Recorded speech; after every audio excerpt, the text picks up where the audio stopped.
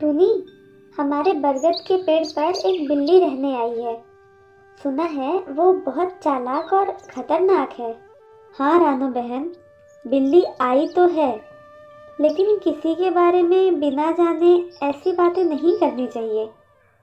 पहले कुछ दिनों तक रहने तो दो उसे।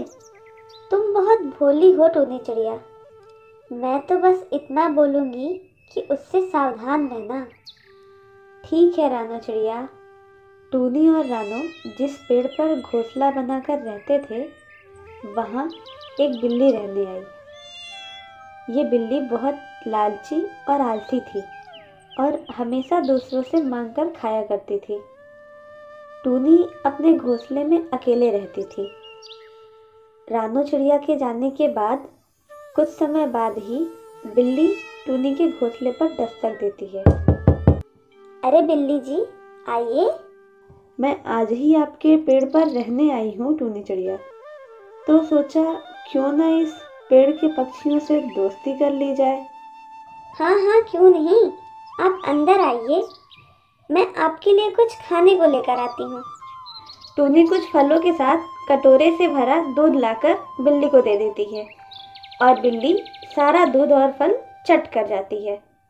चलो टूनी चिड़िया, अब मैं चलती हूँ। अभी मुझे रात का भोजन भी बनाना है और सारा घर भी साफ करना है।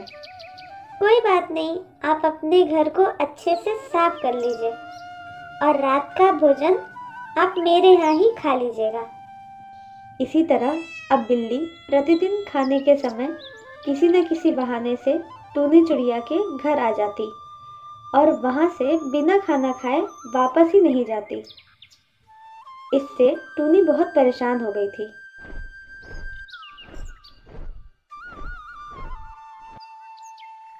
क्या हुआ टूनी, तुम बहुत परेशान लग रही हो। हाँ रानू चिड़िया, देखो ना, ये बिल्ली रोज किसी न किसी बहाने से यहाँ आ जाती है और बिना खाना खाए जाती ही नहीं। अब मैं गरीब पक्षी अपना पेट भर लूँ इतना ही बहुत है। मैं इसकी जिम्मेदारी कैसे उठाऊँ। मैंने कहा था कि इस बिल्ली से दूर रहना। ये तुम्हारी शराफत का नाजायज फ़ायदा उठाएगी, लेकिन तुम माने ही नहीं। हाँ रानू चिड़िया, तुम सही कह रही थी, लेकिन अब क्या करूं। अब उसे अपने घोंसले में मत आने देना। कोई बहाना बनाकर उसे टाल देना। अगले दिन जब बिल्ली आती है। कौन है? टूनी चिड़िया, मैं हूँ, दरवाज़ा तो खोलो। बिल्ली जी, मेरी तबीयत बहुत ख़राब है। डॉक्टर पक्षी ने मुझे आराम करने की सलाह दी है, तो आप जाइए। इसी तरह हर बार बिल्ली को कोई न कोई बहाना से टूनी चिड़िया टाल देती है। इससे बिल्ली गुस्सा होकर पक्षियों के अंडों को चुराकर खाने लगती है। जब भी कोई पक्षी अकेला दिखाई देता तो उसका शिकार करती है। इससे परेशान होकर पक्षियों के सरदार चील की सभा बुलाते हैं। सरदार, हमारे इलाके में एक बिल्ली आई है जो हमारे अंडों और बच्चों को खा जा रही है। सरदार, वो तो पक्षियों को भी अपना शिकार बना रही है। जब भी कोई उसे अकेला पक्षी दिखाई देता है तो वो उसका शिकार कर खा जाती है। सरदार, हमें इस बारे में कुछ सोचना चाहिए।